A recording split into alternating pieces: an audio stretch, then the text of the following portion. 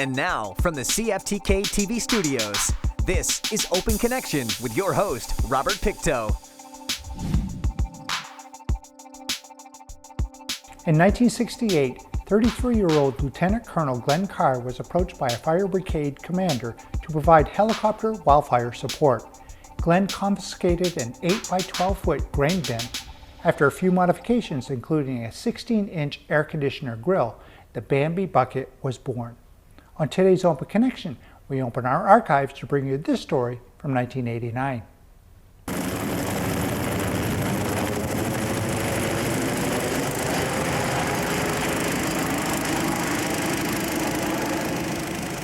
At a recent bushfire in Thornhill, ground crews worked to bring the blaze under control, but their efforts seemed pretty small scale compared to the extinguishing capabilities of the helicopters that buzz in overhead.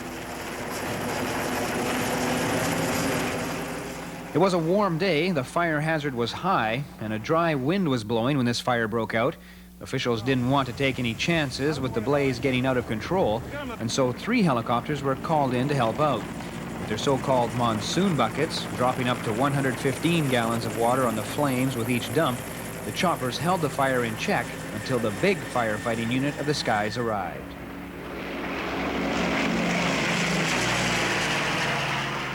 The DC-6 tanker bomber, based in Smithers, made quick work of the 1-hectare blaze.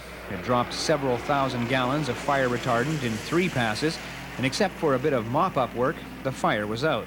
The whole exercise didn't take much more than an hour and was an impressive display of the effectiveness of aerial attack in fighting fires. The Thornhill fire was located right next to a roadway, and so firefighters could access the blaze with vehicles. But often a fire breaks out in a more remote location, and getting crews to the site is not so easy.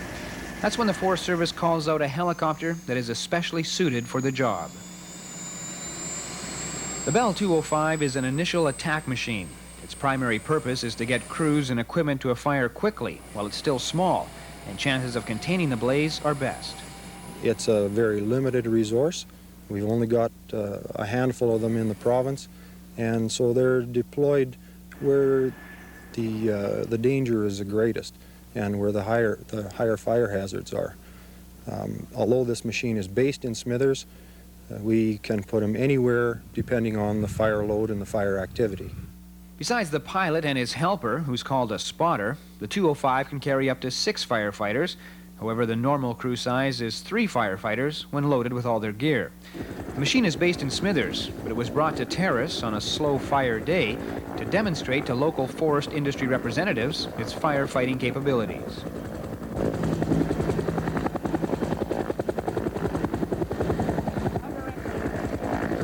Perhaps the simplest maneuver is called the hover exit.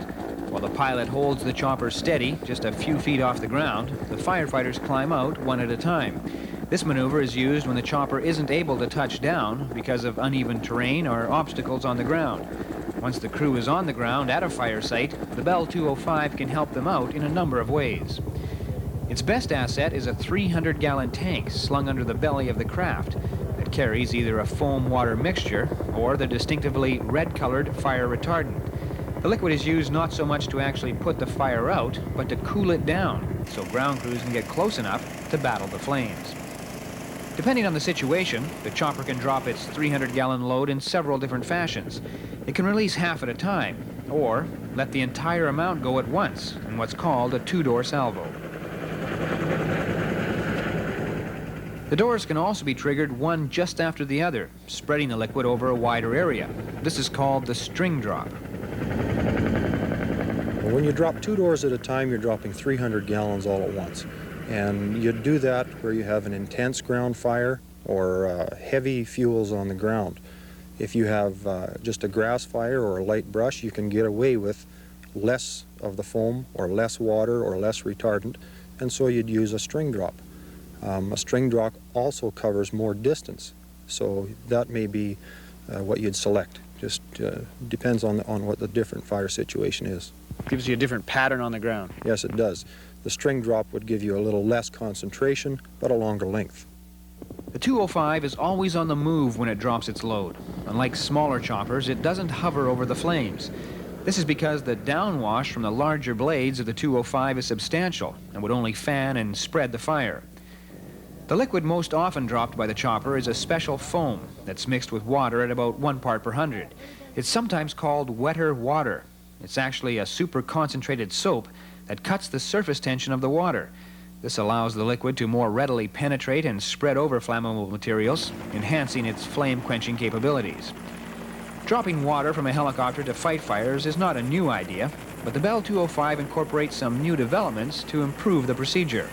The standard method has the machines carrying large buckets that are refilled by simply plunking them in a body of water, such as a lake or river. But the 205 carries a long hose with a small submersible pump attached to the end. The pump is used to refill the 300-gallon tank, doing the job in less than a minute. Where this one has an advantage is where he can get water out of very shallow water sources. A small dam in a creek made by a ground crew, he could snorkel out of that versus maybe going on a 10-minute or 20-minute flight to get water out of a lake. It just expands the places that he can get water considerably. And that could mean more water on the fire in less time. Exactly. That's the whole idea behind the snorkel system, yes. Another advantage of having the small pump is it allows liquid to be offloaded from the chopper in a controlled fashion. If crews need foam or retardant for localized use on the ground, a hose is dropped to them.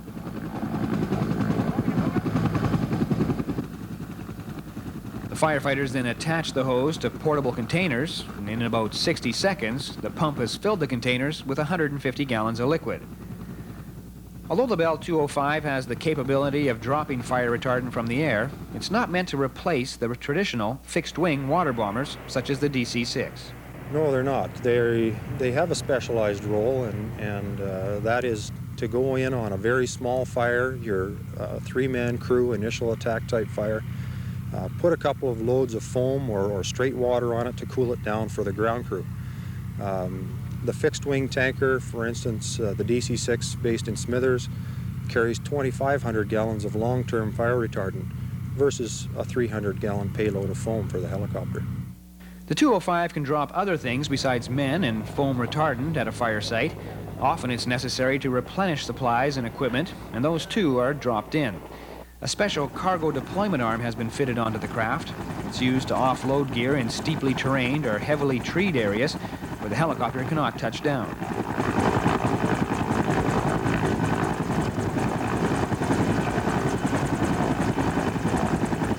Or the same winch can be used to retrieve equipment from the ground crews when it's no longer needed.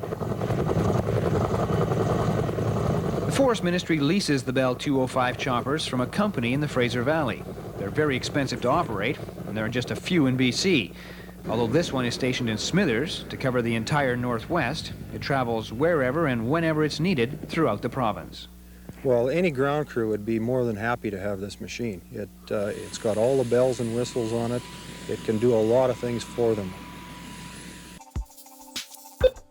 Open Connection will be right back after these messages. And now, from the CFTK-TV studios, this is Open Connection with your host, Robert Pictou. Thanks for staying with us. Have you ever wondered how a terrain that is hard to walk on could be used in forestry operations? A technique that has vastly improved logging safety, prevents erosion and sedimentation into waterways, uses a cable system to hoist logs high into the air and move them to flatter ground. Let us return to the archives to bring you this story about Skyline Logging. Logging machine that's new to the region. Right now, it's the only logging operation of its kind in the Northwest, but more will likely follow. Because as logging goes, this machine is environmentally friendly. And the forest industry is under growing public pressure to reduce the environmental damage caused by logging operations. Now, logging can hardly be called an environmentally friendly activity, especially clear-cut logging, which, by definition, destroys most living things in its path. But clear-cutting with this machine, called Skyline Logging, seems to minimize the ecological damage associated with clear-cut operations. The Skyline Logging system was developed in the United States, where environmental protection measures for the forests have traditionally been much more stringent than here in BC. They use them a lot down there in the States. That's probably 99% of their high-lead logging is done with Skyline yarders. They're probably 15, 20 years ahead of us in I suppose, ecology things and that, as far as to protect the land and wildlife things. And they yard lots more buffer strips and that where it's selective logging type things, where they have to pull wood sideways and totally suspend it over other standing stuff. There are other Skyline operations in use elsewhere in BC, but this is the only one now being used in the Northwest. The contractor is working for Skeena Cellulose of Terrace. The company, also known as Repap, has been instrumental in bringing Skyline Logging to the Northwest. Well, Repap, and particularly Skeena Cellulose, we like to think that we're on the leading edge of the development of whether it's milling or logging systems. We believe that we can't stand still. We have to respond not only to economic pressures, but we have to respond to environmental pressures and public pressures and things like that. And we see a lot of potential in this system to help us, particularly environmentally, but also probably economically over the long term once we learn how to run the system properly. The principle behind the Skyline system is the same as other logging methods. Get the timber to a landing, where it's then hauled away by logging trucks. It's the way it's done that's unique. The heart of the operation is the Sky Car, sort of a high-tech, remote-controlled winch that runs along a cable. It free falls from the tower along a cable down into the valley bottom, a half-mile below, where the operator stops it above the fallen trees. Then, by remote control, the choker cables are dropped from the Sky Car. Workers on the ground attach the cables to the logs. The winch is again triggered by remote control, lifting the logs off the ground, and the Sky Car and its load are winched back up the mountainside to the landing.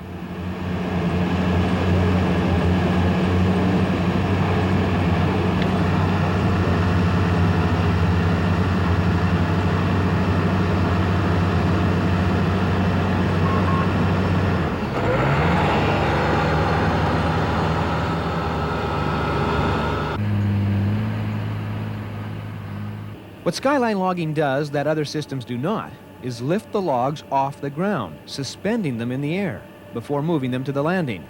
By not dragging the logs along the ground, there's less damage to the soil cover, less environmental impact. And there's other pluses to the Skyline system as well.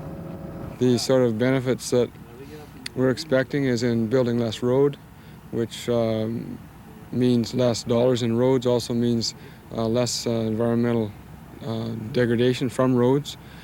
We're expecting less soil and site damage from the yarding process, and we're expecting less breakage of the timber, and hence a better recovery and less waste in the bush.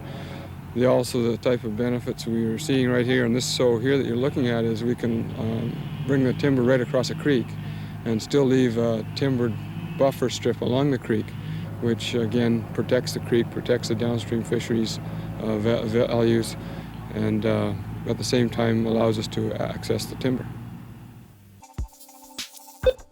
Open Connection will be right back after these messages. And now, from the CFTK-TV studios, this is Open Connection with your host, Robert Pictou. Welcome back to Open Connection. John Doe Beer of Eureka, California changed logging forever in 1883 when he patented the first steam-driven spool donkey. The simple, rugged machines were seen for decades in the woods, long after the arrival of more powerful and expensive steam yarders and skidders. Let us return to the archive as Gord Hall shares about his thoughts on Skyline Logging. We have a pretty good feeling that it'll do well. It's a matter of teaching all our people, and that, I guess, the new style of logging. It's just like a brand new game. And to do that is going to take a certain amount of time, but we feel confident that within a year that we can have it up to the point where it will probably compete closely with the regular high lead logging, if you take into account, all the things that go with it, that there's savings in road building costs and that, all considered, it should be competitive or better than regular high lead, or we're hoping it would. There are a couple of factors that may offset some of the extra costs associated with Skyline Logging. The first is road building costs. Skyline operations, as a rule, require 1/3 less roads to access the timber stands than do other methods of logging. And road building is one of the most expensive components of any timber removal operation. Road building is also one of the most environmentally damaging aspects of logging. Another consideration is the amount of timber that can be reached. In some cases, timber stands that can't be accessed using conventional logging practices can be utilized with the Skyline system. It is going to be more expensive, but for example, out of this valley here, Shannon Creek, there's probably 10% more volume that we'll be able to remove over 20 years than we would otherwise, simply because the wood gets so hard to get with conventional logging system. It's just not economic to touch it. We just can't. Whereas with this system, it becomes economic. So in one sense, to log this timber that's right close to the landing here, it is more expensive. To log the stuff on the other side of the valley, it's cheaper. And in the long run, 10% more wood. That's right. That's a very rough guess, but there is more volume available if we use this system.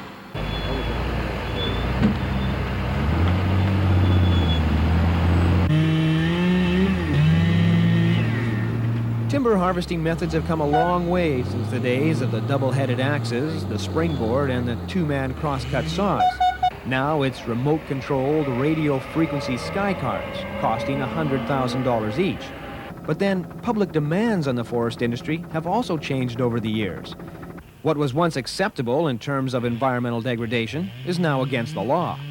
People in BC realize the value of the economic benefits that come from the forest industry. But along with those benefits, they also want healthy forests to grow again. The United States have used the Skyline system for probably 15 or 20 years, primarily due to environmental pressure, not because they wanted to or thought it was a better way. They had to, or they couldn't log the ground. They were just told they couldn't. And plus they had some lot higher quality timber to deal with, that they could afford to pay the high price it cost them to learn how to run these things and develop them. We're hoping we're a step ahead of that. We want to learn how to do this, not just because we're forced to, but because we want to, and because it's good for us, good for the environment, good for everybody. As the public attitude changes, so too does the practices of the forest industry. If Skyline Logging can live up to its billing as a timber harvesting method that can, in many instances, reduce the amount of environmental damage, then it's a system you're likely to see more and more of in the years to come. Oh, I think quite definitely. It's the logging of the future. It doesn't work everywhere.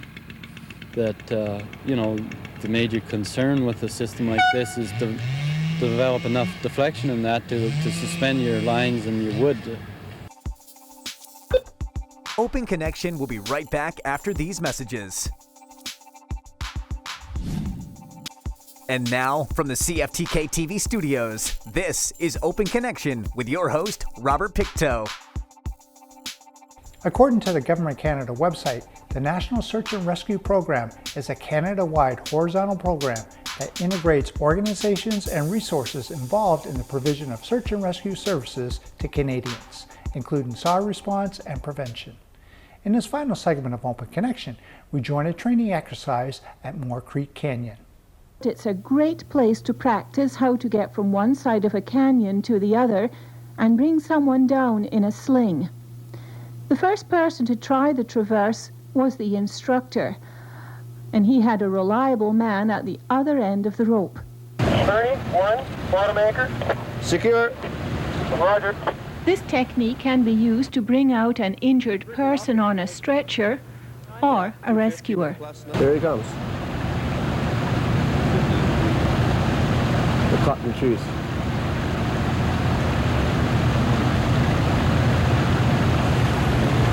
Looking good, guys. How is he controlling his speed? I think he's got a... The guy's at top reading the brake rack. On the brake rack, and he's got a prusik on there. He'll explain to you when he gets... Keep it smooth, keep it smooth. See, they got him from up there. See, they got another rope attached to him. See, another rope, but... And they've got him... It's a brake rack on the other side, and it's a kind of a rack with 5 bars on it. The rope used to span the canyon can take about 9,000 pounds of tension. Oh, this must be at least 400. 400, 500 feet probably, I would say, from here to there. The instructor is one of those lucky people who has turned a hobby into a career. I started climbing when I was about 13, and then I worked into rescue through Provincial Emergency Program. Worked with the cliff rescue team with them since about 10, 11 years now. And then I've got into a company which we do strictly rescue now, through automobile rescue, teaching, as well as rope and high lines. We're just starting to get into heavy rescue. I'm on my way down to California in July, beginning August, for a couple of courses to teach heavy rescue because of the earthquake threat coming up. Then it was the turn of one of the rescue squad members, who looked as if he had gotten caught up in a tree on the way down.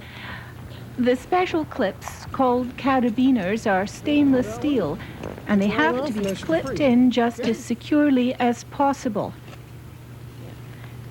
And this is when being a team really counts. You just have to be able to trust the people at the other end of that line. The 6-member rescue team, who all volunteered for the job, are doing just fine.